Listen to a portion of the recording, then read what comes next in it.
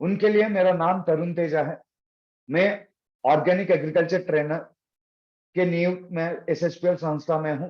पिछले 4.5 मंथ से मैं यहाँ पे काम कर रहा हूँ एंड मेरे को ये शुभ अवसर मेरे को मिला है कि मैं बहुत सारे किसान और भाग्यशाली लीडर्स के साथ में मिला हूँ, जो कि हमारा एग्रीकल्चर प्रोडक्ट्स इस्तेमाल करना चाहते हैं या बहुत सारे किसान इस्तेमाल करके उसका रिजल्ट भी प्राप्त कर चुके हैं।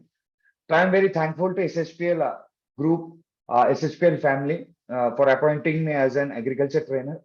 तो आज का जो टॉपिक होने वाला है वो होने वाला है रिगार्डिंग पल्सेस। तो आप सभी को पता है पल्सेस कैटेगरी ब्रॉड बहुत होता है। तो आज हम वो डाइवर्ट करके एक ही ब्रॉड लाइन में लाए हैं रिगार्डिंग, मतलब मैं ब्लैक ग्राम के बारे में बोल रहा हूँ, लेकिन वो आप समझ लीजिएगा जो मैं बता रहा हूँ वो रिगार्डिंग पल्सेस के रिगार्डिंग ही होता है। जो भी आप अगर डाल का आप उत्पाद कर रहे हो, जो भी डाल का आप प्रयोग मतलब कल्टीवेशन कर रहे हो, जो भी प्रयोग का मतलब डाल का आप अगर पैदावार कर रहे हो, तो आप ये हमारा आज का वेबिनार सुन के आप जान सकते हो कि कैसे हम आ, कम से कम पैसे से केमिकल, बिना केमिकल के लागत से, और अगर आप केमिकल भी लगा रहे हो कम से कम केमिकल का कैसे हम इस्तेमाल करके बहुत हम पैदावार हासिल कर सकते हैं, बहुत हम पैदावार पा सकते हैं, बहुत हम पैदावार मतलब हमको मिल सकता है। ये हमारा एकमात्र लक्ष्य होता है कि किसान को कम से कम पैसा होना चाहिए और वो टोटली जैविक में होना चाहिए। मैं तो टारगेट करता हूं जैविक में। कभी कभार ये होता है कि थोड़ी बहुत जैविक में हासिल नहीं हो पाता है वो जो रिजल्ट हासिल होना चाहिए। तो I recommend some about chemicals, क्योंकि आपका जो फसल है वो बहुत तादाद तक आपने आपका जमीन को केमिकल को एडिक्ट करवा चुके हो, मतलब केमिकल से आदी बना चुके हो। आप आदी हो चुके हो, आपका जमीन आदी हो चुका है। आप उसके उसका जो परिणाम होता है, उसका जो मतलब रिजल्ट होता है वो बहुत हार्श होता है, बहुत टॉक्सिक होता है, पॉइजनियस होता है। वो वातावरण को बिगाड़ता है, वो हमारे सेहत को बिगाड़ता है, वो हमारे धरती माँ को बिगाड़ता है, वो मिट्टी को बिगाड़ता है, वो पानी को बिगाड़ता है। जो फसल आप उगाते हो वो मतलब कीटनाशकों से भरा हुआ होता है और वो बहुत ही जहरीला होता है। उसको खाने से हमको कैंसर, बहुत सारी बीमारी उसके कारण ही आता है। और हमारा जो इंडिया का एग्रीकल्चर जीडीपी है वो 80% होता है, 78 to 80%। मतलब 70% से आधा लोग आज भी एग्रीकल्चर ऑक्यूपेशन से जुड़े हैं। तो आप अगर सतर्क बनेंगे तो आने वाले पीढ़ियों में वो केमिकल का जो उत्पाद होता है वो कम हो सकता है।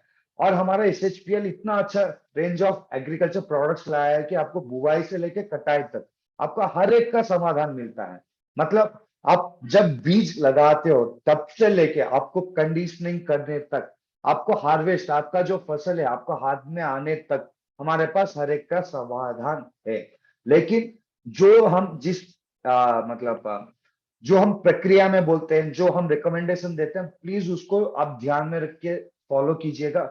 तो मैं दावे के साथ ये बोल सकता हूं आपको जो पिछले साल का जो फसल आया था उससे तो ज्यादा आएगा ही आएगा। और ये वादा रहेगा कि पिछले साल से आपका जो लागत था पैसे का वो बहुत ही बहुत कम में आएगा। मैं पिछले मतलब 2-3 दिनों पहले मैं कोडंगल, एक हमारा तेलंगाना में एक जगह है विकाराबाद एरिया का में, तो वहां पे मैंने मीटिंग किया था। तो I got to know that बहुत सारे लोग वहां पे कॉटन वो सब करते हैं। Then I reached out them देख, वो बोले कि हम 15,000 20,000 लगाते हैं 1 एकड़ में। अगर हमारे एसएचपीएल का इस्तेमाल कर रहे हो 5,000 से लेके 7,000 तक आपका 1 एकड़ में खर्चा आता है। मिनिमम 10,000 का खर्चा बैठ जाता है कोई भी फसल का, केमिकल में या आप जो कन्वेंशनल मेथड ऑफ एग्रीकल्चर करते हो। तो आप सभी को ध्यान में रहना चाहिए। Thank you Kishore ji, I know that. तो आप सभी को आज जानने का ये मौका मिलेगा कि कैसे हम पल्सेस रिगार्डिंग दाल और वो सब कैसे हम उगा पाए जैविक के तौर से। चलिए शुरू करते हैं। क्या मैं सुनाई दे पा रहा हूं? आप सभी को सुनाई दे रहा है मेरा बात? समझ पा रहे हैं ना आप सभी? Thank you Kishore ji, thank you for your presence also. Okay okay okay, thank you, yeah okay, thank you mister Verma ji, thank you Rahul Ranjan ji. Okay चलिए शुरू करते हैं।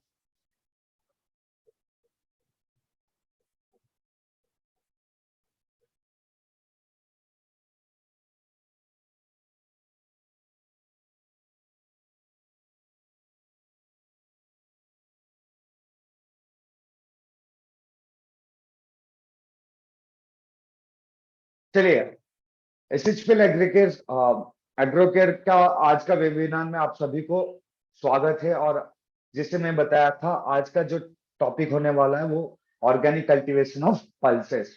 तो चलिए शुरुआत करते हैं। क्या मैं सभी को सुनाई दे पा रहा हूँ? या बस लास्ट बार पूछ रहा हूँ। Okay okay, thank you. Okay, black gram हमारे इंडिया का बहुत बड़ा मतलब भाग लेता है। मैं ब्लैक ग्राम के बारे में ये क्यों फोकस करता हूँ, क्योंकि ज्यादा से ज्यादा हम ब्लैक ग्राम उगाते हैं। उड़द दाल हो गया, तेलुगु में हम क्या बोलते हैं उसे, लाइक दाल को तेलुगु में हम, मैं भी भूला, मिनपप्पू बोलते हैं, या ब्लैक बीन बोलते हैं, ब्लैक लेंटिल्स बोलते हैं इंग्लिश में। आप हिंदी में उड़द दाल भी बोल सकते हैं, और बहुत सारे भाषा में उड़द दाल ही बोलते हैं। तो आज मैं बस उड़द दाल का फोकस नहीं कर रहा हूँ। आप समझ लीजिए कि उड़द दाल ज्यादा उगाई जाता है, इसलिए मैं उड़द दाल के बारे में डिटेल ही बता रहा हूँ, क्योंकि ये ब्रॉड स्पेक्ट्रम हो जाएगा। अगर आपको चाहिए तो इसी पर्याप्त मात्रा में आप हर एक दाल का आप उत्पाद ऐसे ही इसका इस्तेमाल करके, हमारा एग्रोकेयर का आप इस्तेमाल कर सकते हो। लेकिन आपको थोड़ा मैं बीच बीच में आपके साथ कनेक्ट करता रहूंगा, तभी मेरा नंबर देता रहूंगा। तो आप मेरे से कनेक्ट हो सकते हो, तभी आप मेरे से पूछ सकते हो कैसे हम इस्तेमाल करते हैं, क्योंकि हर एक फसल का स्टेजेस के अनुसार इस्तेमाल करना चाहिए वो प्रोडक्ट हमारा जो भी है। तो आप मेरे से कंसल्ट करके, you will be having my consultation. आप मेरा जो एक्सपीरियंस है, मेरा जो लगभग मैं जो देखा हूं, मेरा जो past 2 to 3 years of experience regarding agriculture है जॉब में, और उसके बाद मेरा रिसर्च एक्सपीरियंस 2 साल है, उसके बाद मेरा बीएससी का 4 साल है। लगभग मेरा जो 8 से 9 साल का जो मेरा एक्सपीरियंस है, I will be sharing you regarding agriculture. और मेरा यही टारगेट है, और हमारे एसएचपीएल का यही टारगेट है कि हर एक किसान को लाभ उसका इतना होना चाहिए कि जो वो लगाता है उससे तो उसको दुगना ही मिलना चाहिए कीमत। और आप अगर आप जैविक करते हो, मेरा ये दावा है, आने वाले 3 सालों में अगर आप जैविक में बदल जाते हो बिना केमिकल में, धीरे धीरे, मतलब पहला साल 50% कम कर देना, दूसरा साल आप 20 से 30% केमिकल का इस्तेमाल करना, और तीसरा साल 0 से 10 से 20% का इस्तेमाल करना। 20% का केमिकल आपको एक्सेप्टेबल नॉर्म्स होता है, वो कौन सा भी फसल होता है, कौन सा भी खेती होता है, आप वो एक्सेप्टेबल नॉर्म्स होता है। उससे ज्यादा जो आप केमिकल इस्तेमाल करते हो, उसके कारण हमारा बहुत सारा फसल रिटर्न हो जाता है, बहुत सारा फसल बर्बाद हो जाता है, बहुत सारा फसल ज्यादा उसका प्रॉपर्ट मतलब न्यूट्रिशनल प्रॉपर्टीज नहीं रहता है। तो चलिए जानते हैं। एक्चुअली ब्लैक ग्राम जो होता है बहुत रेजिस्टेंट होता है क्लाइमेटिक कंडीशंस के लिए, और ये नाइट्रोजन जो होता है उसको जमीन में रखने के लिए काम आता है। आपको मैं बहुत बार बता चुका हूं कि हमारा जो नाइट्रोजन होता है वो नाइट्रोजन के फॉर्म में ही नहीं जाता है पौधे को, वो नाइट्रेट फॉर्म में जाता है। वो किसका मतलब किस तरीके से बदल के जाता है, वो बैक्टीरिया होते हैं। वो बैक्टीरिया, आप जो यूरिया लगाते हो वो बैक्टीरिया मर जाते हैं, और नाइट्रोजन जैसे आप यूरिया डालते हो, लेकिन उसमें जो नाइट्रोजन होता है वही नहीं जाता है। और नाइट्रोजन हमारे वातावरण में बहुत खूब तादाद में मिलता भी है। आप ये किसान को पता नहीं होता है। किसान जो यूरिया डालता है उसमें 20% ही पौधा ले पाता है, और वो बाकी जो है वो पपड़ी बन जाता है। वो सूखने के बाद वो नमक छोड़ने लगाता है, और आपका जो नमक छोड़ दिया एक बार, अगर नमक ज्यादा हो गया, आप 10-15 साल तक आप ऐसे ही इस्तेमाल करते रहे ज्यादा यूरिया का, तो आपका जो पैदावार का क्षमता है आपका मिट्टी का वो खत्म हो जाता है, और जो गुणवत्ता है आपकी मिट्टी का वो भी खत्म हो जाता है। पोषक तत्व, खनिज तत्व वो सब मर जाते हैं, सूक्ष्म जीव पनपने लायक नहीं होता। तो मेरा ये मतलब सुझाव है कि कितना जल्दी हो सके उतना जल्दी आप जैविक में बदले। जैविक में बदलने से आपका जो पैदावार है वो दुगने से 3 गुना ज्यादा कीमत में मिलता है, वो जानते हैं आगे वाली स्लाइड में। तो पल्सेस में जो नाइट्रोजन फिक्सेशन होता है वो जो बैक्टीरिया करता है, हमारा ब्लैक ग्राम मतलब उड़द दाल का जो भी वेराइटी है, दाल का जो भी वेराइटी है, वो नाइट्रोजन हमारे जमीन में लाके देता है। मतलब आपको यूरिया का इतना इस्तेमाल करना की जरूरत नहीं है। इन वाइडली मतलब आप सबको ये पता हो जाना चाहिए कि पल्सेस जो होता है वो फॉस्फोरिक एसिड कंटेंट में ज्यादा होता है। तो आपको उसका दिमाग में रख के जो भी हम एमओपी डालते हैं, फॉस्फेटोज डालते हैं, वो थोड़ा ज्यादा तादाद में, या आप जो डालते थे उससे या 50%, लगभग मान लीजिए मेरे रिकमेंडेड जो होता है वो 40 टू 50 केजीज होता है, लेकिन आप 20 टू 25 केजीज अगर इस्तेमाल करते हैं, मैं रिकमेंड करता हूँ 20 केजीज ही करिएगा। अगर आप बहुत ही ज्यादा एमओपी इस्तेमाल करते हो या यूरिया इस्तेमाल करते हो, तो I recommend you up to 25 KGs. Black gram का बेनिफिट्स क्या क्या है? ब्लैक ग्राम मैग्नीशियम से भरा हुआ होता है, फास्फोरस से भरा हुआ होता है, आयरन से भरा हुआ होता है, पोटेशियम से भरा हुआ होता है, कैल्शियम से भरा हुआ होता है। बहुत सारे मिनरल्स, खनिज तत्व मिलते हैं जो हमारे बोन मटेरियल डेंसिटी को, मतलब हमारा जो होता है बोन, जो हमारा हड्डी होता है, उसको सख्त करने में, उसको वजनदार बनाने में, उसको मजबूत बनाने में काम करता है। और आप सभी को पता है उड़द दाल, वो सब कॉम्बिनेशन में बहुत सारा दाल बनता है जो कि हमारा को प्रोटीन सोर्स देता है। ये मसल बिल्डिंग का भी काम करता है। तो ब्लैक ग्राम खाने से बहुत या कोई भी पल्सेस खाने के आपको बहुत पोषक तत्व मिलता है। ये बेसिक हो गया जो जो मिलते हैं हमें।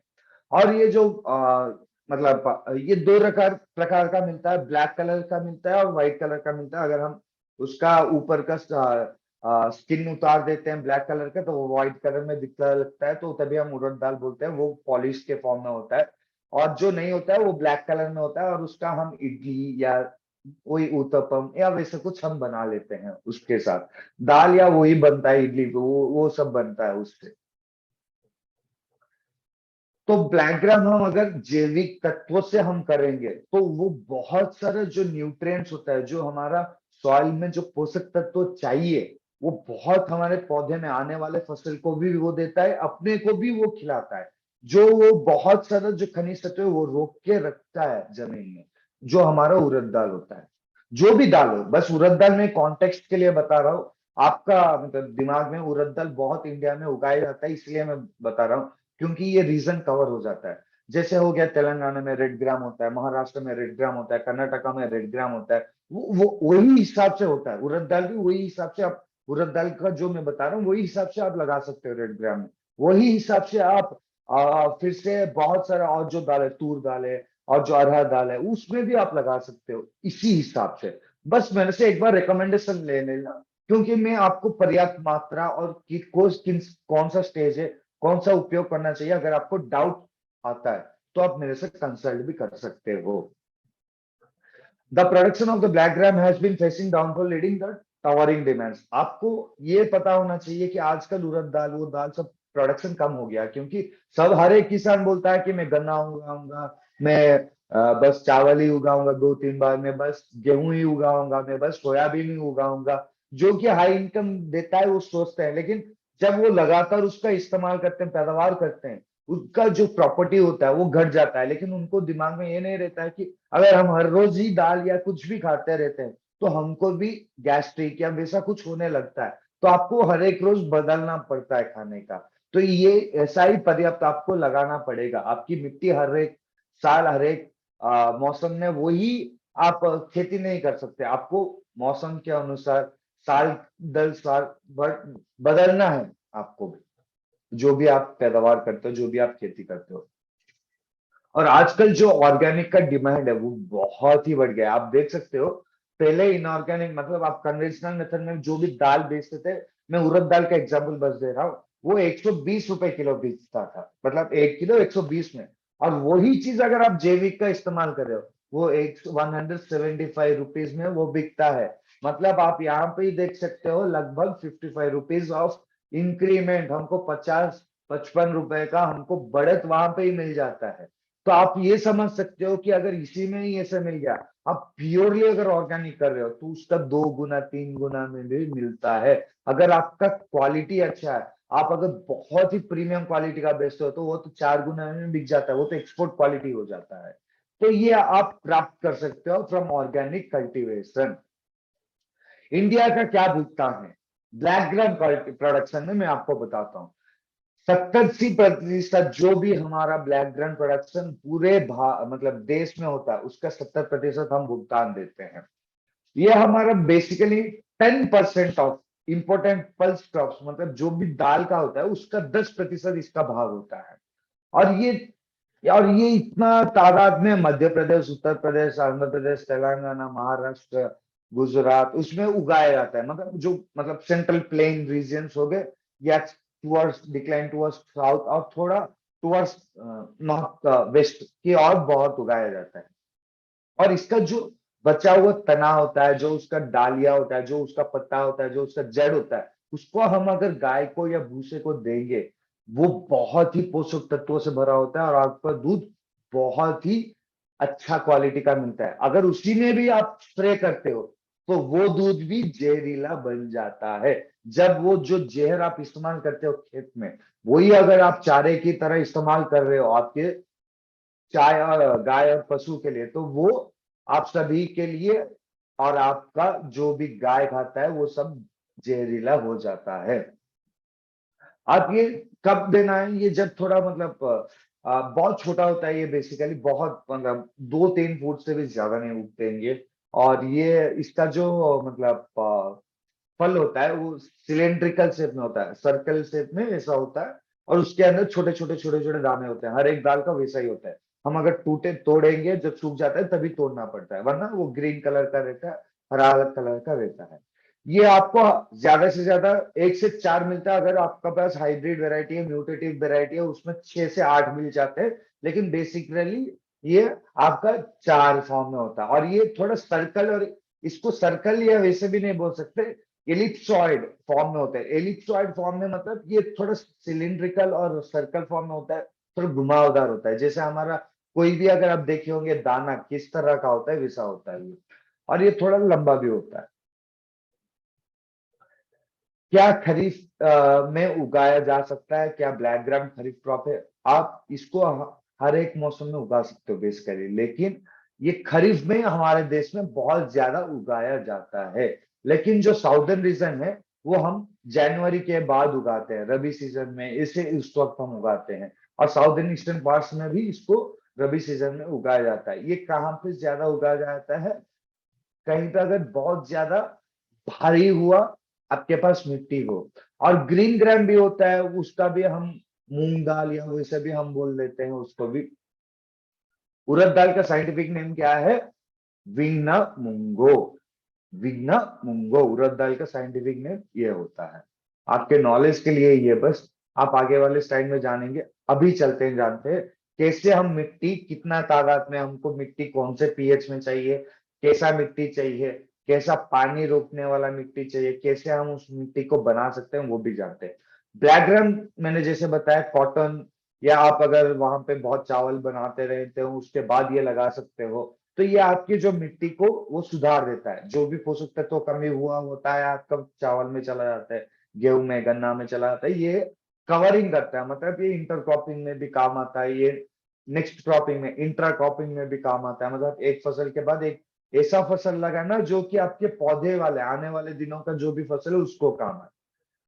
ये थोड़ा पीएच जहाँ पे न्यूट्रल होता है वहां पे उड़द उग जाता है, लेकिन बहुत सभी जगह में उगता है। इसका बेसिकली पीएच लेवल जो होता है 6.5 से 7.8 तक, जो भी पीएच है उसमें उग जाता है। मतलब ये बहुत ही होता है। कोई भी पौधा 5 से 7 तक ही उगता है, उसके बाद नहीं उगता है। लेकिन ये 6.5 से 7.8 तक का भी उग जाता है। अगर आपका सैलाइन हो या एल्कालाइन हो, उसमें उग जाएगा।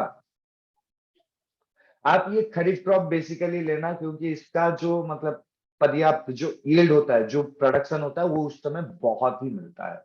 रबी सीजन में क्योंकि वो सीजन हमको सुइटेबल करता है राइस का, तो इसीलिए उसके बाद लगाते हैं बेसिकली रबी का।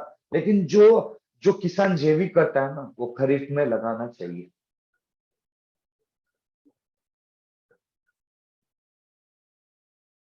और आप जब सॉइल प्रिपरेशन करते हो, जब आप मिट्टी बनाते हो, सीड बेड प्रिपेयर करते हो या कोई भी आप प्रिपेयर करते हो, तो आपको ह्यूमिक ग्रेन्युल्स जो हमारा है वो 5 किलो का कट्टा आता है, 5 kg का कट्टा आता है। यहाँ पे आप देख सकते हो 5 किलो का कट्टा आता है। और ये आपको कोई भी फसल में इस्तेमाल कर सकते हो। किसके साथ? ब्लैक मैजिक के साथ, इसके साथ सुपर गोल्ड मिलाना और डॉक्टर गोल्ड मिलाना। हर एक को 60 ग्राम ले सकते हो, लेकिन मैं ब्लैक मैजिक 100 ग्राम इस्तेमाल करने के लिए बोलता हूँ। क्योंकि इसका इस्तेमाल करने से आपका क्या होगा, मिट्टी में जो भुरभुरा है, जो मिट्टी में मतलब सूक्ष्म जीव पनपने लगते हैं, और उसका जो कण के अंदर जो पानी होता है, कण के अंदर जो आपके पास जो हवा होता है वो भरा हुआ होता है, उसके कारण पोरोस बन जाता है, पानी चलने लगता है, आपका जड़ विकसित अच्छे से हो जाता है। आपका पौधा जो कठोरपंथा से जो ऊपर नहीं आ पाता है, या हार्श क्लाइमेट के कारण ऊपर नहीं आ पाता, उसके साथ आप इसका लगाने से आप उसका रिजल्ट प्राप्त कर सकते हो। इसको किस किस के साथ आप लगा सकते हो? आप कोई भी खाद के साथ, कोई भी रेत के साथ, आप अगर बिखेर रहे हो तो कंपोस्ट के साथ, आप डीएपी के साथ, एमओपी के साथ और यूरिया के साथ।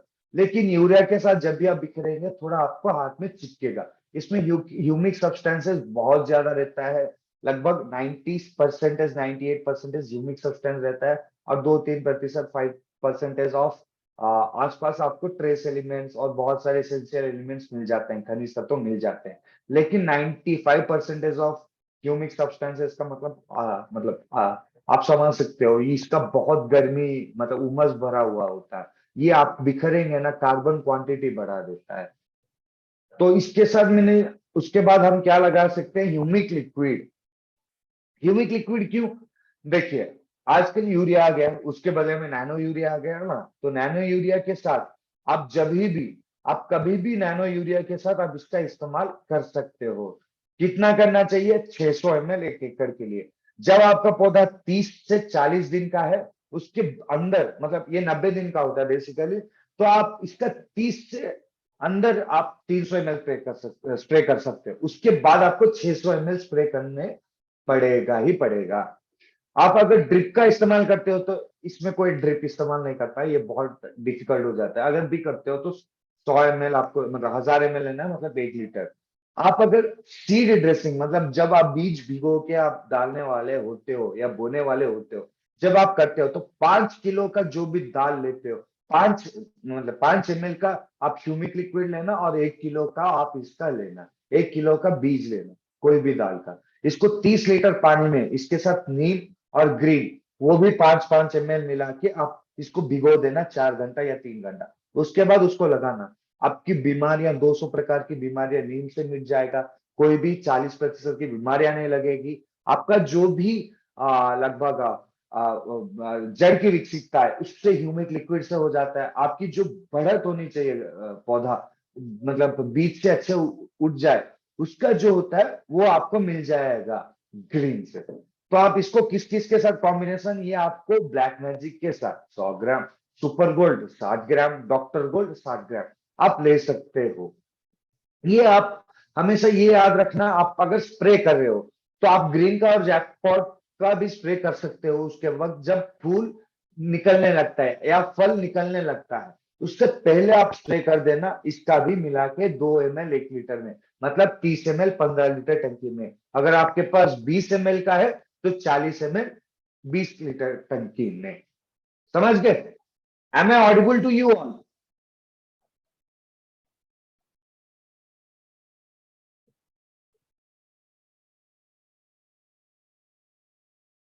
या thank you Kumar ji. Sarv black magic, यह हमारा हीरो प्रोडक्ट कहलाता है। इसको हम काला जादू बोलते हैं। हमारे वेस्ट बंगाल में, उड़ीसा में, बहुत सारे जगह में इसको काला जादू बोलते हैं, क्योंकि इसका नाम ही ब्लैक मैजिक है। इसमें 98% ह्यूमिक एसिड मिलता है। मतलब बहुत बड़ी बात होता है, और इसमें बहुत सारे ट्रेस एलिमेंट्स मिलता है। यह क्या काम आता है? ये आपको जो भी प्लांट ग्रोथ और रूट ग्रोथ होता है उसमें ओवरऑल ये कंडीशनिंग करता है। ये रूट सिस्टम में भी, मतलब आपके बाल जो होते हैं, जैसे हमारे बाल होते हैं, उनका भी रेत में अंदर घुसने के लिए, पानी ढूंढने के लिए, खनिज तत्व पाने के लिए, उनका जो जड़ का बाल होता है वो बहुत सूक्ष्म, मतलब छोटे छोटे होते हैं, नैनो पार्टिकल्स में होते हैं। मतलब बहुत ही आपको कम तादाद में मिलेंगे, अगर आप हल्के से भी हिला देंगे वो टूट जाता है। तो उसको अच्छे से बढ़ने में ये काम देता है। ये खाना बनाने की प्रक्रिया में काम देता है। आपको मट्टी को भुरभुरा, जैसे मैंने बताया था, ब्लैक मैजिक और ह्यूमिक ग्रैनुल्स, ब्लैक मैजिक और ह्यूमस, ब्लैक मैजिक और ह्यूमिक लिक्विड, ये कॉम्बिनेशन आप इस्तेमाल कर सकते हो। इसके साथ अगर आप डॉक्टर गोल्ड और सुपर गोल्ड लगा रहे हो या फंजी लगा रहे हो, तो ये आप क्या कर रहे हो? आने वाले दिनों में जो बीमारी आ रहा है, आपको पता है कि आने वाले दिनों में हर एक किसान को ये पता है कि ये बीमारी आना ही आना है, तो आप उससे आगे से ही बच सकते हो। जब आप केमिकल में जाते हो, वो हजारों में, लाखों, मतलब हजारों हजारों रुपए का होता है, और आप उसको बहुत ही तादाद में लगाते हो। और अगर आप पहले से उसका इस्तेमाल नहीं करना चाहते हो तो पहले से अगर हमारा प्रोडक्ट का इस्तेमाल करो, उसका नौबत नहीं आएगा, केमिकल का इस्तेमाल करने का नौबत नहीं आएगा। समझ पा रहे हैं आप सभी? Are you getting my point? आप सभी समझ पा रहे हो ना?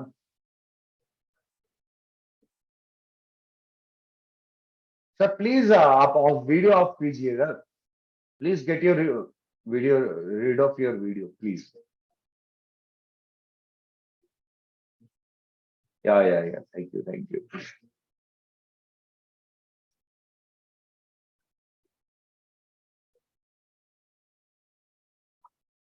तो आप ब्लैक ग्राम प्योरली मतलब हमारे इंडिया में तो खरीफ सीजन में उगाया जाता है जब बारिश होता है बहुत, और समर सीजन में भी होता है कभी कभार। ये कौन सा क्लाइमेट कंडीशन में अच्छा उगता है ये भी जानते हैं। 25 से 35 का होना चाहिए।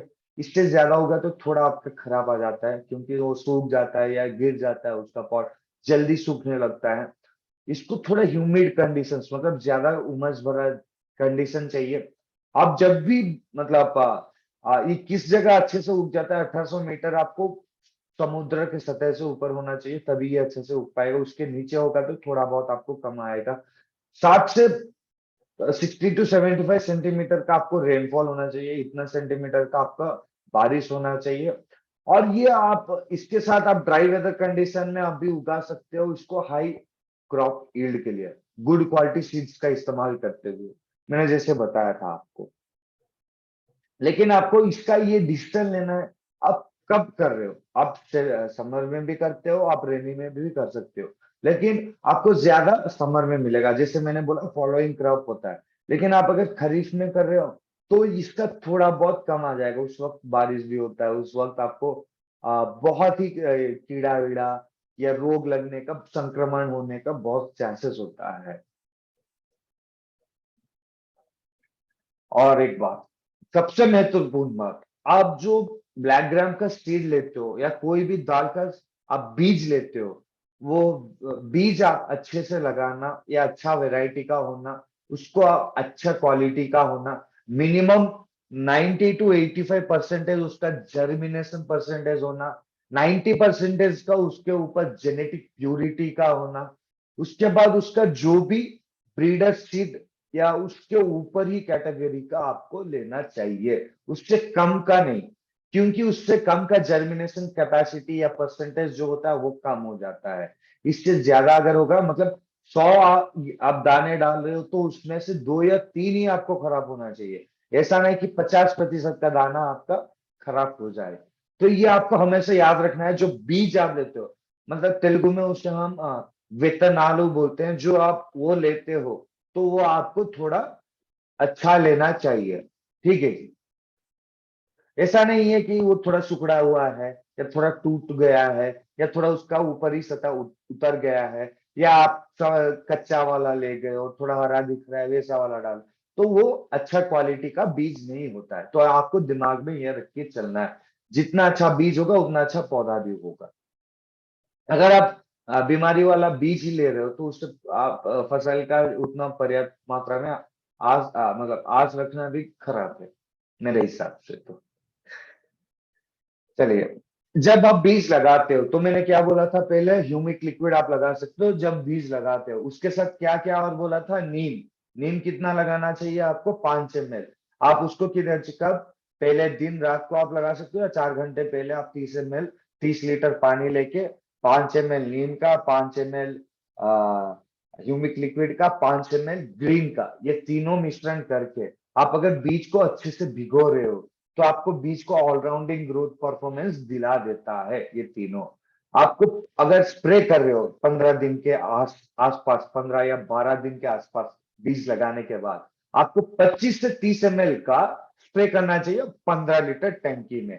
अगर आप ड्रिप का इस्तेमाल कर रहे हो या आप इसका नॉर्मली स्प्रे कर दे रहे हो ज्यादा तादाद में, तो 1 लीटर का आपको लेना चाहिए। और ये कॉम्बिनेशन किस किस के साथ, आप कोई भी एग्रीकल्चर सोल्यूशन लेना इसका इस्तेमाल कर लेना, बस। आपको और कोई दिक्कत ही नहीं है। आप कोई भी केमिकल हो, कुछ भी हो, आप इस्तेमाल करना, इसका डबल आपको रिजल्ट मिलेगा।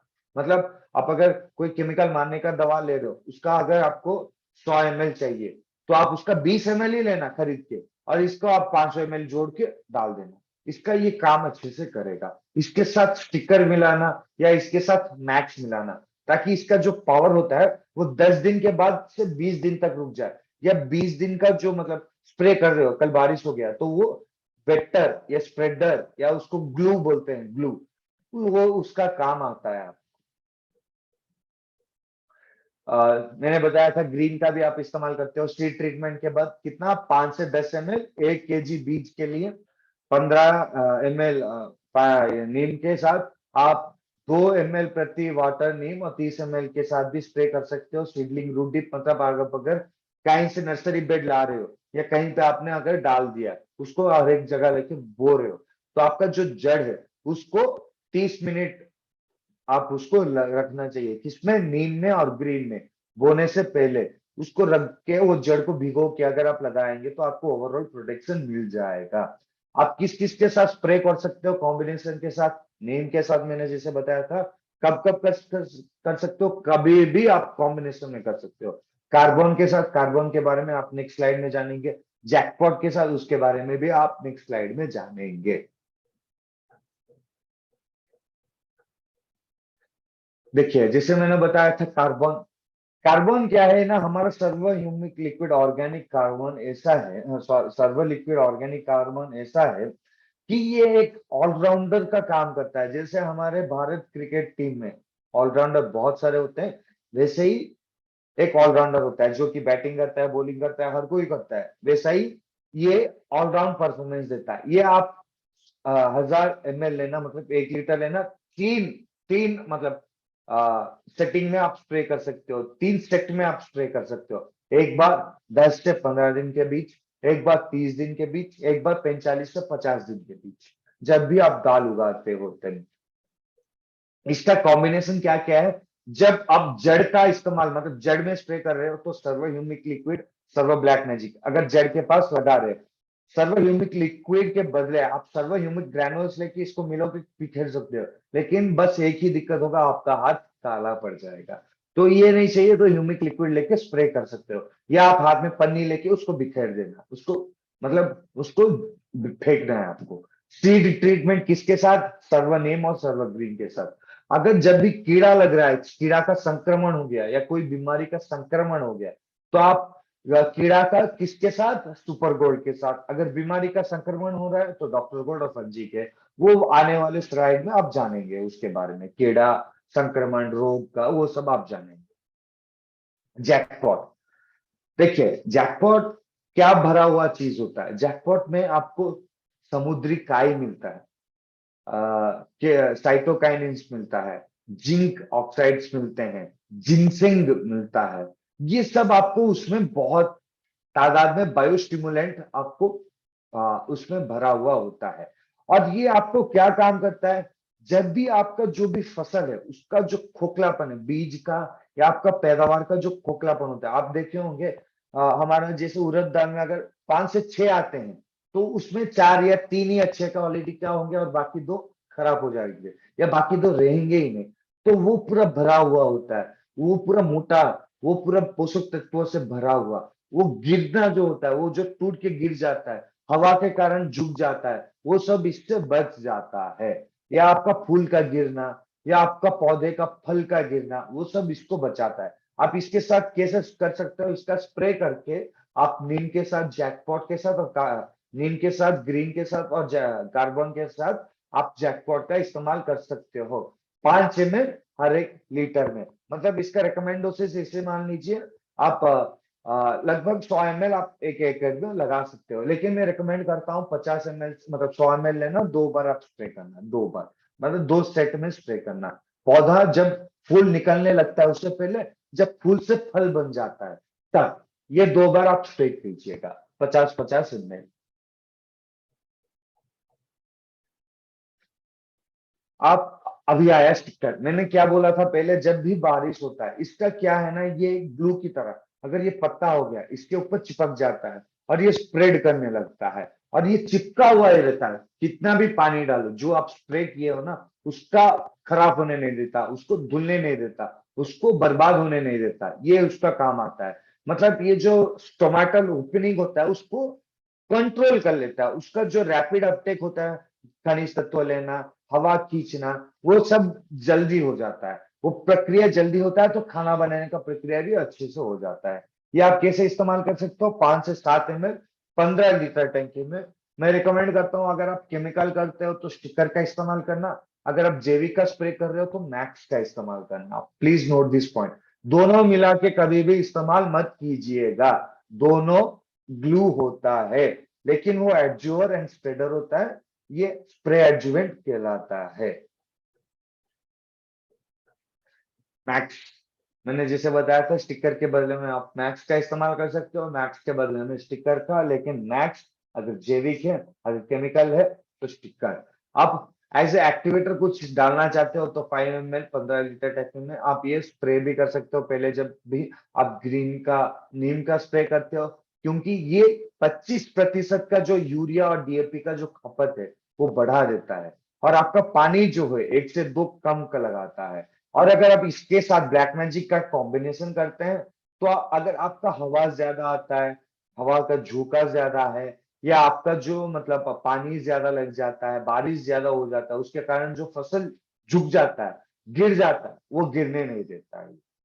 काम बहुत अच्छे से करवाता है यूरिया डीएपी का एमओपी का। ये काम उसका जो 100% काम होता है, मतलब 20 किलो चाहिए तो 20 किलो का आसपास ये बहुत ही अच्छे तरीके से पहुंचा देता है। सीड रेट, ये आपको ये याद रखना चाहिए कि कैसा वैरायटी लेना है, कितना सीड का स्पेस होना चाहिए। देखो, अगर हम एक ही जगह में एक ही प्लेट में 10 लोग खाना खाएंगे तो आपको एक दो ही मिलेगा। अगर एक ही प्लेट में एक बंदा खाएगा तो वो पूरा प्लेट का खाना उसको अच्छा लगेगा और वो अच्छे से बढ़ पाएगा। लेकिन अगर एक ही प्लेट में हम 10 लोग को खिलाएंगे तो एक का भी पेट नहीं भरेगा। तो आपको स्पेसिंग का ध्यान रखना है, कितना स्पेस डाल रहे हो। अगर आप ज्यादा फसल का आस कर रहे हो तो स्पेसिंग का भी आपको ध्यान रखना चाहिए। आप मिनिमम 8 से 10 kg का 1 एकड़ में आप बीज ले सकते हो। आप हमेशा ये रखना कि ये फंगिसाइड या कुछ भी आप इसका मतलब फंगल इन्फेक्शन का इस्तेमाल करने के वक्त कर सकते हो, वरना आप हमारा फंगस का इस्तेमाल कर सकते हो। या केमिकल में अगर आप जाना चाहते हो, मैं उसका भी सुझाव देता हूँ लेकिन मैं रिकमेंड नहीं करता हूँ। डाइस्टिन आप 2 ग्राम इस्तेमाल कर सकते हो। अगर आप ऑर्गेनिक में जाना चाहते हो, हमारा फंजी आप इस्तेमाल कर सकते हो। ट्राइकोडर्मा विरिडे हो गया, वो आप इस्तेमाल कर सकते हो 4 ग्राम 1 kg बीज के लिए। और वैरायटी कौन कौन सा आप ले सकते हो यहाँ पे लिखा हुआ है, आप स्क्रीनशॉट ले लीजिए या देख लीजिए। LBG 20 Teja, T9, LBG 623, VBG 26 Usha, PBG 1, LBG 752। आप समझेंगे नहीं, मैं आप समझेंगे ये क्या यार ऐसे बकते जा रहा है, ये वैरायटी का नाम होता है। ये संख्या और ये जो नाम है ये वैरायटी का नाम होता है। LBG 752, MBG 207, ये सब आपका वेराइटीज का होता है। ये आप मेरे से कंसल्ट कीजिएगा, आपके क्षेत्र के अनुसार, आपका वातावरण के अनुसार मैं आपको रिकमेंड करूंगा वैरायटी कौन सा उगाना चाहिए। जैसे मैंने बताया था सीड स्पेसिंग और सीड सोइंग का बहुत महत्व होता है। आप 30 से 10 cm का स्पेसिंग ले सकते हो अगर आपका पास सीड एडाप्टिंग का टेक्निक है। अगर आपके पास पानी का किल्लत है, पानी ज्यादा आ रहा है, तो 25 सेंटीमीटर से 10 सेंटीमीटर का स्पेसिंग ले सकते हो आप। आप किस वक्त ले सकते हो, खरीफ सीजन में 25 से 30 जून में आप मतलब लगा सकते हो, मतलब पिछले महीने आप लगा लिए होंगे, मेरा जो जानकारी है। अगर आप अभी लगा रहे हो तो कोई दिक्कत नहीं, अब मैं आपको सुझाव देता रहूंगा। अगर आप फेब्रुवरी रबी सीजन के अनुसार आप लगा रहे हो तो 3rd वीक ऑफ अप्रैल, मतलब 3rd वीक ऑफ अप्रैल में बहुत सारे लोग लगा लेते हैं समर क्रॉप के अनुसार। आप दो तरह प्रक्रिया से आप बीज बो सकते हो, एक तो हो गया ट्रैक्टर और एक हो गया हमारा बुलक कार्ट और फट्टिकम सीड ड्रिल।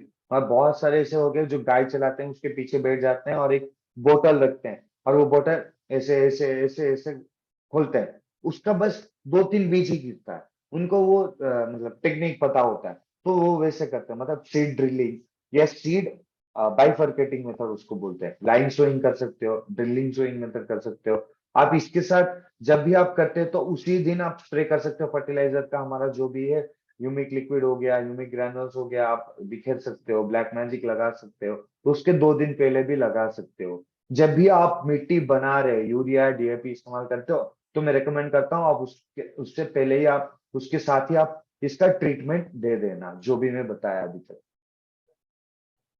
ऑर्गेनिक कल्टीवेशन का जो भी है बहुत बड़ा फ्यूचर है, क्योंकि बहुत लोग आजकल बहुत आगे आ रहे हैं जैविक करने में। बहुत लोग अभी भी जुड़े हैं मेरे साथ। हर एक रोज लगभग 100 से लेके 150 लोग मेरे साथ जुड़ते हैं बस जैविक का कल्टीवेशन सुनने में।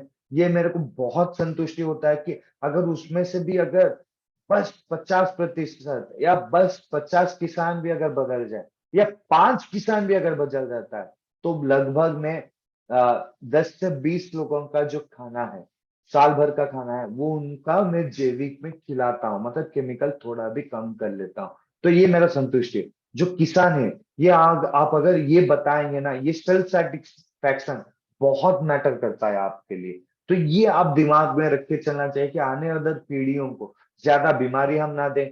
हम अच्छा पोषक तत्व भरा हुआ पान का हम सेवन उनको करवाएं। हम केमिकल का आने वाले दिनों का वातावरण को दूषित ना करे, प्रदूषित ना करे। ये आपको दिमाग में रखना चाहिए as a responsible citizen, as a responsible father, as a responsible guy. ये आपको दिमाग में रखना चाहिए as a responsible mother also. तो आप ये समझ लीजिए कि हर साल आप इसका लगाएंगे तो लाभ होगा, लेकिन ये कंटिन्यूइंग क्रॉप्स नहीं होना चाहिए। मैं हमेशा बताता हूँ कंटिन्यूइंग क्रॉप्स अच्छा नहीं होता है। एक साल लगा और एक साल छोड़कर और एक क्रॉप लगाओ। वरना आप अगर एक मतलब ये लगाए हो आप चावल, उसके बाद ये लगाओ, उसके बाद फिर चावल लगाओ, चावल के बाद फिर इसको लगाओ, कोई भी प्रकार का दाल। या आप गेहूं लगाए उसके बाद ये लगाओ, गेहूं के बाद उड़द या तूर या अरहर या कोई भी दाल हो गया, मूंग हो गया, कोई भी दाल हो गया, आप इसका लगा सकते हो। अगर आप इसका फार्मयार्ड मैन्योर चाहिए, आपको कंपोस्ट चाहिए, तो 5 से 6 टन का आपको इस्तेमाल करना चाहिए खाद का। ये ब्लैक ग्राम के लिए सुइटेबल होता है जब जैविक का आप इस्तेमाल करते हो। इसके साथ आप गोमूत्र, पंचामूत्र, पंचाकवि वो सब आप इस्तेमाल कर सकते हो, लेकिन ये बहुत जैविक कहलाता है। ये बहुत कम लोग करते हैं, जो उनके लिए खाना होता है वही करते हैं। तो आप मेरे से रिकमेंड ले सकते हो उसके लिए, प्योरली ऑर्गेनिक के लिए। हमारा भी ऑर्गेनिक है, 100% ऑर्गेनिक है। ये आपको किसी तरह का हार्मफुलनेस, आपका पौधे को किसी तरह से खराब नहीं करता है। बस आप रिकमेंड डोसेज जो है वो ध्यान में रखना, और यूरिया का जो इस्तेमाल है वो 50% तक कम कर दीजिएगा। ये मेरा रिक्वेस्ट है। Are you getting my point? आप सभी सुनाई दे रहा है?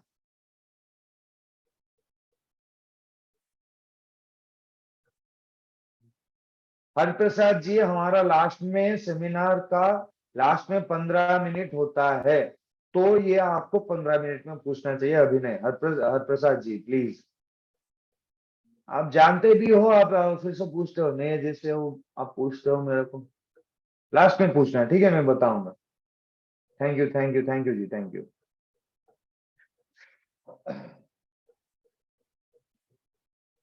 आप ये भी जान सकते हो फार्मवेयर मैन्योर से हमारा न्यूट्रिएंट लेवल जो होता है खाद से और हमारे ह्यूमिक ग्रैन्युलर, तो इसका इस्तेमाल करने से आपका बढ़ जाता है।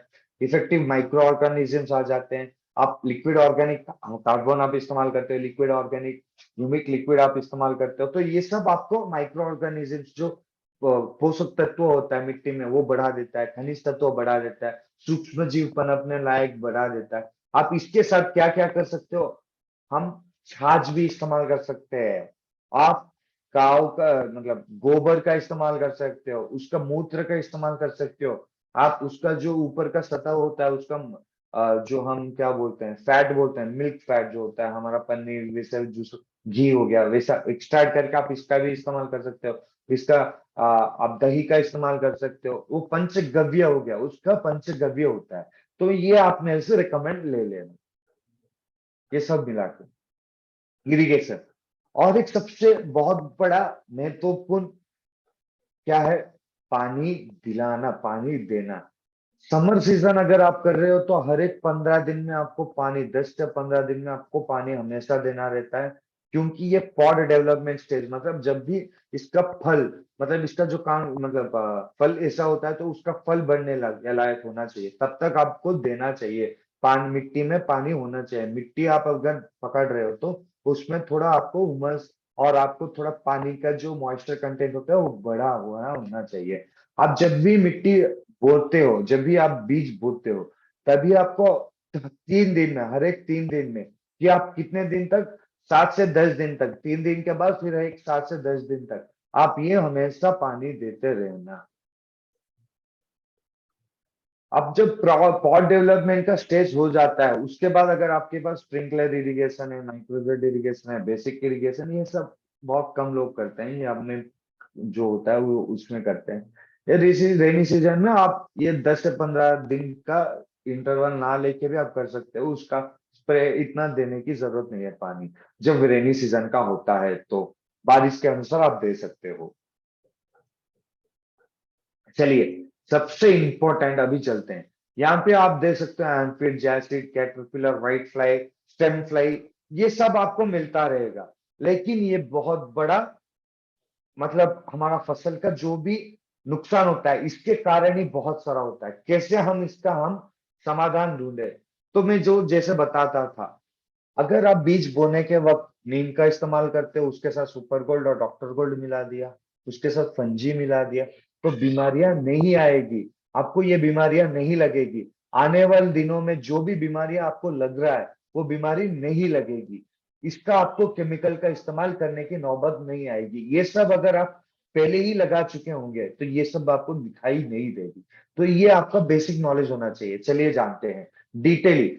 मतलब बहुत सारे लोग हैं कि सर मेरे को थोड़ा बहुत केमिकल इस्तेमाल करने का आदत है, तो आप मेरे को केमिकल ही बताना। मैं बोलता हूँ केमिकल तो बताऊंगा, मैं बता दूंगा, लेकिन आप उसका 20% इस्तेमाल करना।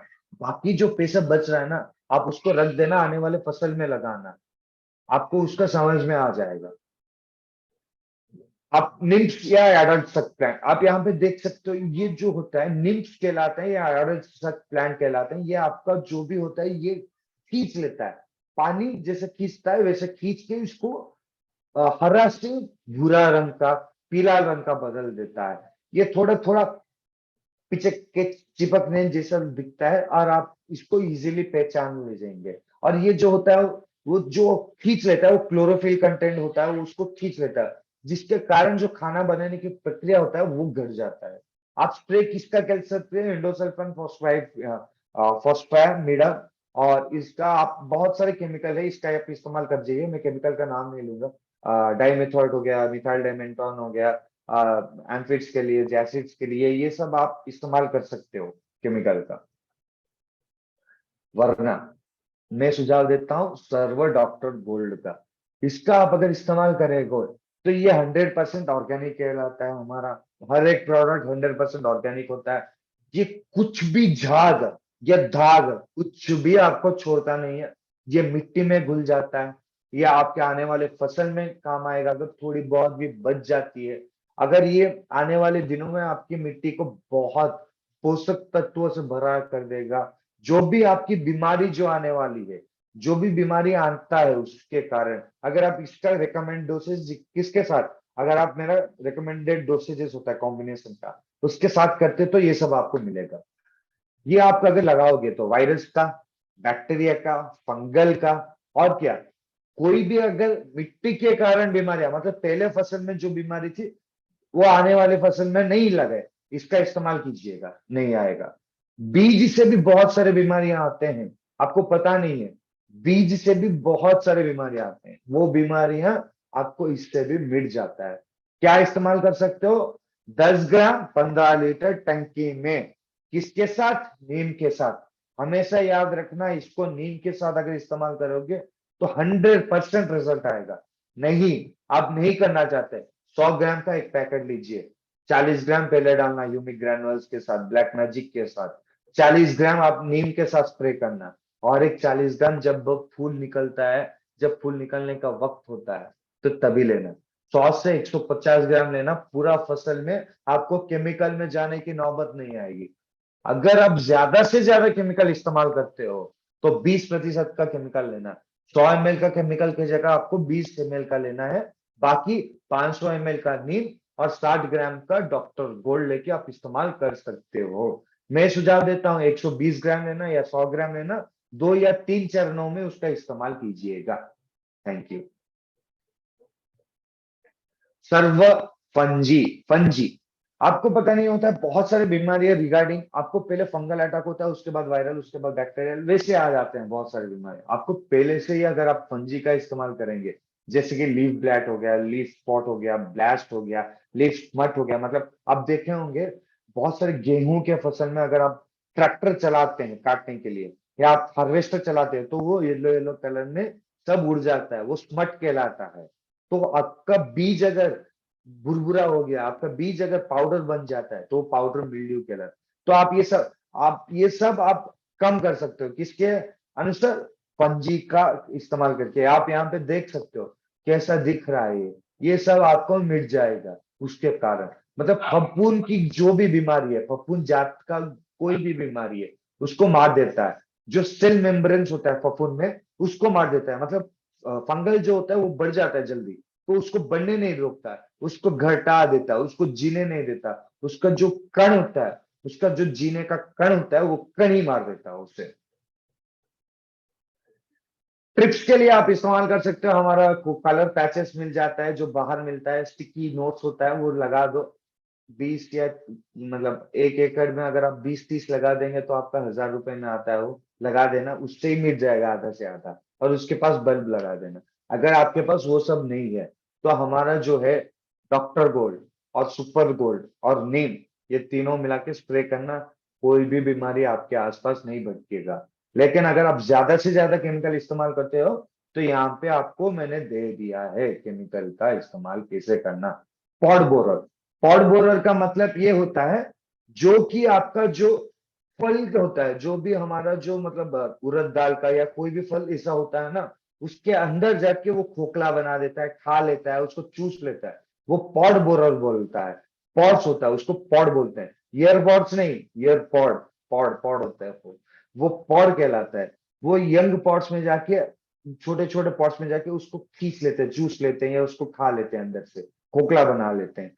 तो आप जैकपॉट, नीम और अगर डॉक्टर गोल्ड का स्प्रे कर रहे हो, वो खोखलापन होने से बचा देगा। और नीम और डॉक्टर गोल्ड इसको मार देगा, सुपर गोल्ड इसको मार देगा, पॉड बोरर को। कोई हैंड रेस कर रहे हैं? Okay okay. पाउडरी मिल्ड्यू मैंने क्या बताया था आपको, फफूंद की बीमारियां, वैसे सब बीमारियां भी जो भी आता है उससे भी आपको ब्लैक डॉट हो जाता है। उसके इससे आप मिटा सकते हो इसको। पाउडर सल्फर इस्तेमाल करना उसके लिए, सल्फर वो भी एक खनिज तत्व होता है, वो आप इस्तेमाल कर सकते हो, कोई दिक्कत नहीं है। आप खेत में सल्फर का इस्तेमाल करना, लेकिन मास्क लगा के स्प्रे करना। सल्फर के कारण बहुत लोगों का जो लंग इन्फेक्शन बढ़ जाता है, तो मास्क लगा के हमेशा कोई भी स्प्रे करो। जैविक का स्प्रे कीजिए, कोई दिक्कत नहीं।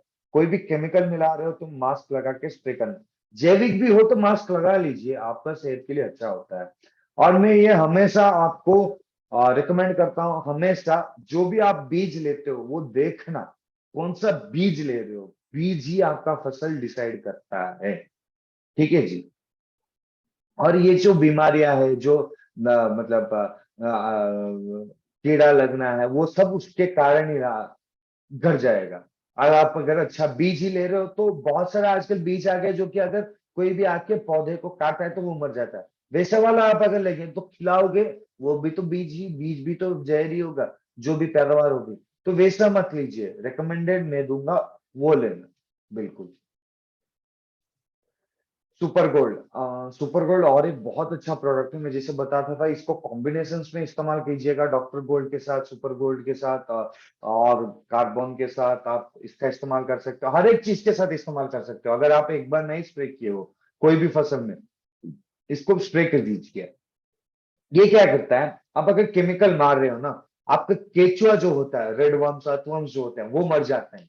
वो पोषक तत्व भरा हुआ होता है उसमें, वो चिपकने जो पदार्थ छोड़ता है ना, वो बहुत सारा पोषक तत्व बढ़ा देता है और आपको मिट्टी को भुरभुरा बनाता है, आपको मिट्टी को बहुत न्यूट्रिटिव बनाता है, मिट्टी को बहुत फर्टाइल बनाता है। लेकिन आप जो स्प्रे करते हो केमिकल का, उसके कारण वो केचुआ मर जाता है, सूक्ष्म जीव मर जाते हैं, नाइट्रोजन फिक्सिंग बैक्टीरिया मर जाते हैं, एजोक्टोबैक्टर, एजोस्पाइरिलियम, अब वो सब मर जाते हैं। ट्राइकोडर्मा विरिडिये, वो सब जो भी होता है बैक्टीरिया, मतलब नाइट्रोजन कन्वर्टिंग या बेनिफिशियल बैक्टीरिया जो होता है वो मर जाते हैं। और कीड़ा भी 2 प्रकार का होता है, जो आप देखे होंगे बहुत सारे कीड़ा है। आप अभी सुन नहीं पा रहे होंगे, लेकिन भूटान में, असम में, और हमारे उत्तराखंड में बहुत सारी जगह ऐसा है एक कीड़ा मरने के लिए और एक कीड़ा छोड़ते हैं।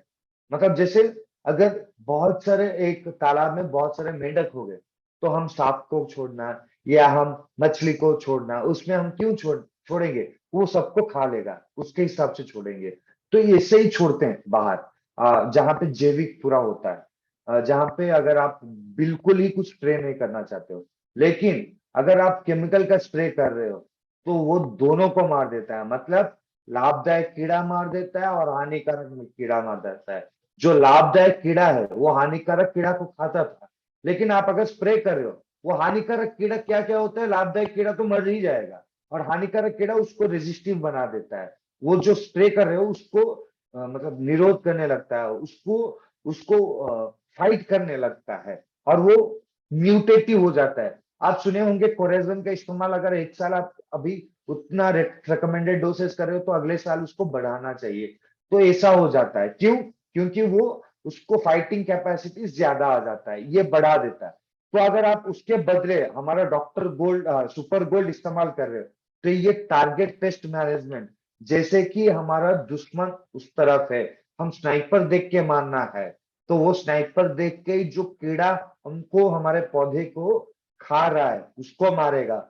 और जो कीड़ा है जो हमारे पौधे को पोषक तत्व पहुंचाता था, और जो कीड़ा जो हानिकारक कीड़ा को खाता था, उनको नहीं मारता, केंचुओं को नहीं मारता। ये 100% ऑर्गेनिक होता है। ये हवा में घुलता है, मिट्टी में घुलता है, आपका वातावरण प्रदूषित नहीं करता, आपका सेहत को प्रदूषित नहीं करता, आपको जो भी बीमारी आप खिलाते हो वो बीमारी नहीं आने देता।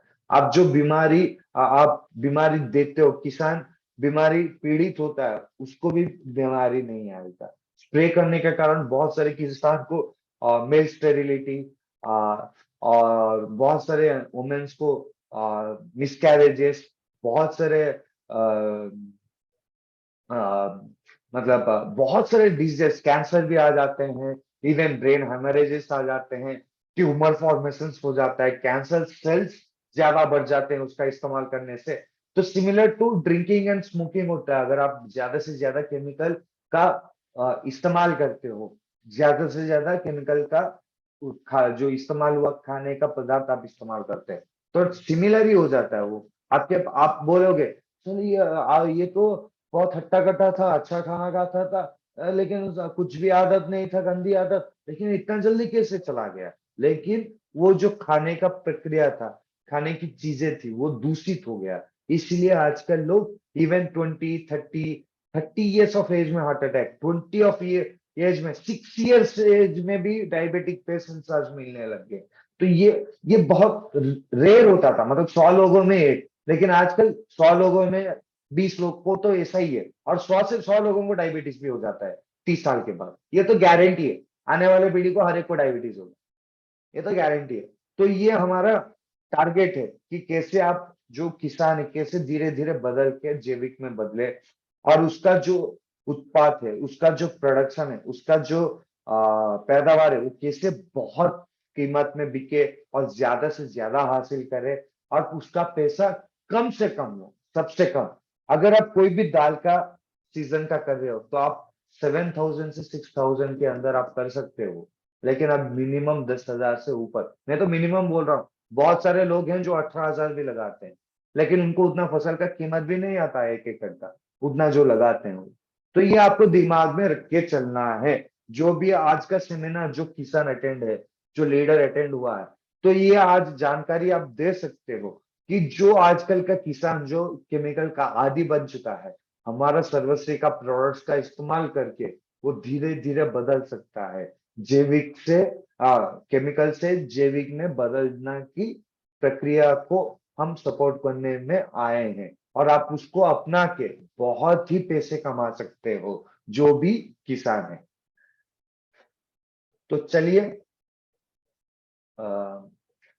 कब आपको काटना चाहिए, आपको ये देखना चाहिए कि अगर आपका जो भी पॉड है, जो भी दाल का जो भी मतलब फल है, उसको अगर सूख गया और आप अगर इसे थोड़ा भी आप अगर मत टक रहे हो उसको, थोड़ा भी आप अगर उसको हिला दिया तो वो टूट जाता है। तभी आपको उसको लेना है। 70 से 80% अगर वैसा हो गया, तो आप उसको बाद में सुखा के भी आप कर सकते हो। और आपको 20 से 22% का आपको मॉइस्चर कंटेंट होना चाहिए, मतलब थोड़ा थोड़ा होना चाहिए मॉइस्चर कंटेंट, पूरा सूखनी नहीं चाहिए, थोड़ा बहुत होना चाहिए, ताकि आप जब सुखाते हो तो उसको ज्यादा सूख नहीं जाए। और वो सूखने के बाद क्या होता है, मतलब छोटा हो जाता है, उसका वेट का ड्राई वेट हो जाता है, उसका ड्राई वेट चला जाता है, वेट वेट चला जाता है। तो वो वेट बनने के लिए आपको क्या करना चाहिए, 20% से 22% थोड़ा कच्चा होता है, मतलब 70 से 80% अगर आपका पक गया तो आप काट सकते हो।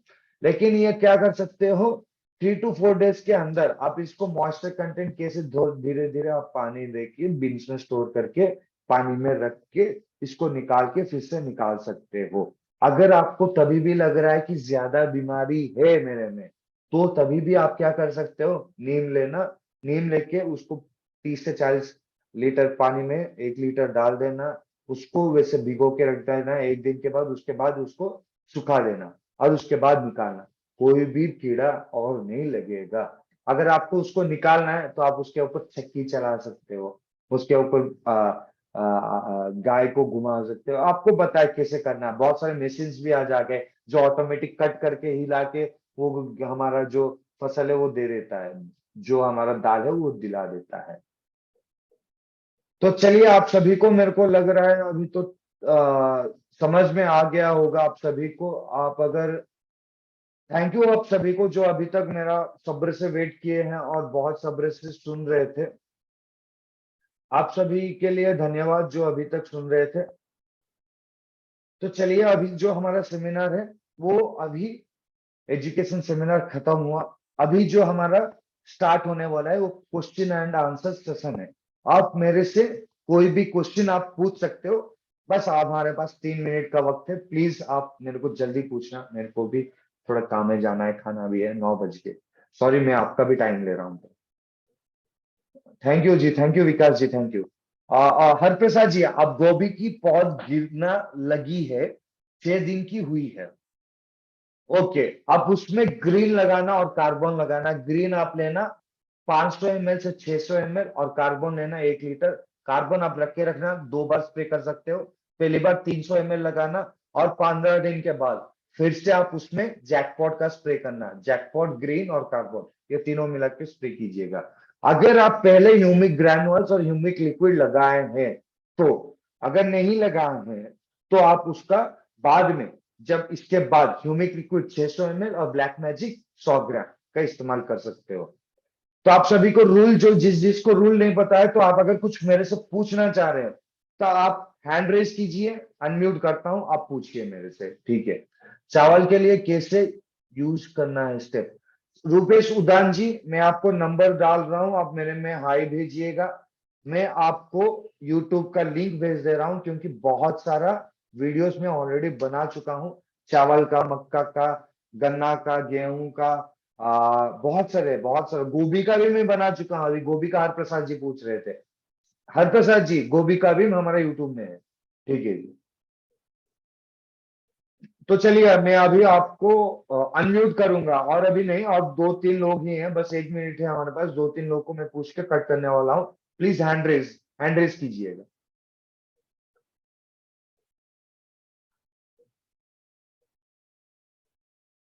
सर, घास कम करने के लिए हमारे पास कोई भी समाधान नहीं है। घास कम कैसे कर सकते हो वो मैं आपको सुझाव दे सकता हूँ। अगर आपके पास नड़ा या आपका पहला फसल का कोई भी बचा हुआ हिस्सा है, उसको बिखेर देना, उसके ऊपर कार्बन और उसके ऊपर ब्लैक मैजिक का स्प्रे कर देना, वो ही आपको फर्टिलाइजर खाद के रूप में काम आएगा और वहां पे घास नहीं उगेगा। आपको घास मारना है तो केमिकल में ही जाना है, पेंडिमिथालिन, उसके बाद पैराक्वा डाइक्लोराइड, और उसके बाद पोस्ट इमरजेंसी में स्ट्रीट पावर, ग्लूफोसिनेट अमोनियम, वही इस्तेमाल कर सकते हो। केमिकल भी मैंने बता दिया, फिलहाल तो इस्तेमाल कीजिए। सर, मेरा यूट्यूब चैनल नहीं है, वो एसएचपीएल संस्था का यूट्यूब चैनल है। सर्वश्री हब्स प्राइवेट लिमिटेड का एक चैनल होता है, एसएचपीएल भी मार सकते हो, सर्वश्री हब्स प्राइवेट लिमिटेड भी मार सकते हो। वरना मैं मेरा नंबर चैट बॉक्स में डाला हूँ, मेरे को हाई भेजना, मैं वो चैनल भेज दूंगा। आप उसमें मेरा जो भी फोटो है उसमें, बस मेरा ही नहीं, हर एक ट्रेनर का वीडियो होता है। आप हर एक प्रोडक्ट का उसका इस्तेमाल कैसे करना है आप जान सकते हो। चलिए चलिए, हैंड रेज जो कर रहे हैं उनको मैं उठा रहा हूँ, प्लीज आप हैंड रेज ही करना, हो गया बहुत। आराधना, आराधना यादव जी, मैं आपको अनम्यूट कर रहा हूँ, आप पूछ सकते हो मेरे से। ओके, अनम्यूट करके पूछिए जी आराधना जी। आप हमेशा हैंड रेज करते हो, पूछते नहीं हो। चलिए, यू कौन है? यू, उनको मैं पूछ रहा हूँ, पूछिएगा। सर नमस्ते सर। हाँ सर अभी नमस्ते।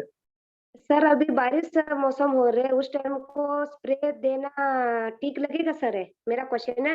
सेकंड सर है, अभी गन्ना है मेरा है, उसके लिए क्या क्या देना चाहिए सर? क्योंकि फर्स्ट बार मैं ज्वाइन हो चुकी हूँ सर इधर, फर्स्ट मैम, बार are you from service. South India? Are you from south India? Yes yes, मैं बेलगांव साउथ साइड से हूँ, बात कर रहे हैं सर। तेलुगु या कन्नड़? नहीं नहीं, Kannada Kannada sir, Kannada Kannada.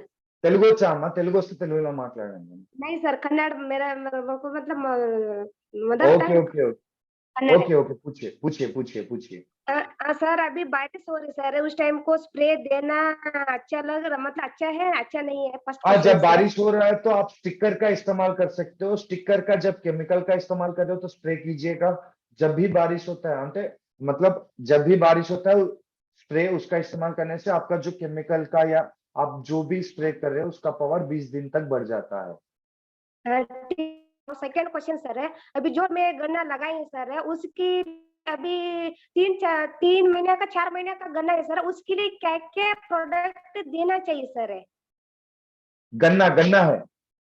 Yes yes sir, गन्ना है तो मैम, सब क्या? मेरा नंबर मैंने यूट्यूब में डाला है, यूट्यूब में बोल रहा हूँ, चैट बॉक्स में डाला है। प्लीज मेरे को एक बार हाई भेजिएगा sir, I need regarding sugar cane video, या वैसे कुछ पूछिएगा, मैं आपको बता दूंगा, उसमें ही बता दूंगा, ठीक है? Okay sir, thank okay sir. Okay, welcome welcome ji, welcome. Rupesh Udan ji, आप मेरे को पूछ सकते हो, मैं अनम्यूट कर रहा हूँ आपको।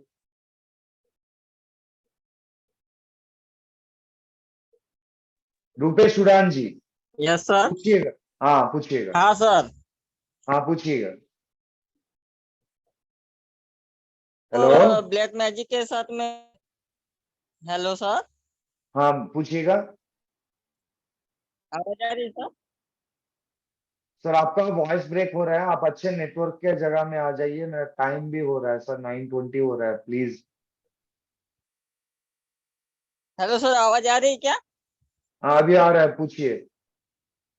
सर ब्लैक मैजिक और ग्रैनुल्स के साथ वो नीम डाल सकते क्या एक साथ में? हाँ डाल सकते हो, डाल सकते हो, लेकिन देखिए क्या होगा ना, वो हाथ में चिपकेगा, ब्लैक मैजिक थोड़ा हाथ में चिपकेगा तो बिखेरने में दिक्कत हो जाएगा। उसमें क्या करना है, 1 किलो का रेत मिला देना, 1 किलो 2 किलो का रेत मिला देना, प्लास्टिक कवर हाथ में लेना और बिखेरना, ठीक है जी?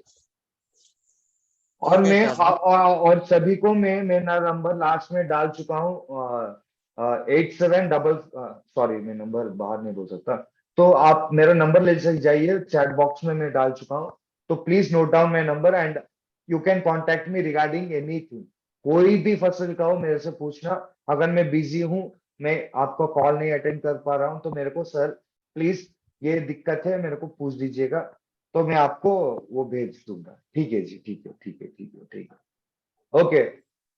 तो सभी को धन्यवाद और थैंक यू फॉर वेटिंग, सब्र से आप सभी ने अभी तक मेरा बहुत, हर एक सेमिनार आप सब सब्र से सुनते हो, तो आई thank you a lot. I thanks Sarvasri for giving this fantastic opportunity to interact a lot of farmer, और उनको जैविक में बदलने का मैं उनको सुझाव देता हूँ। तो थैंक यू, बहुत बहुत धन्यवाद जी। गुड नाइट सभी को। जय सर्वश्री, जय SHPL. Thank you thank you thank you.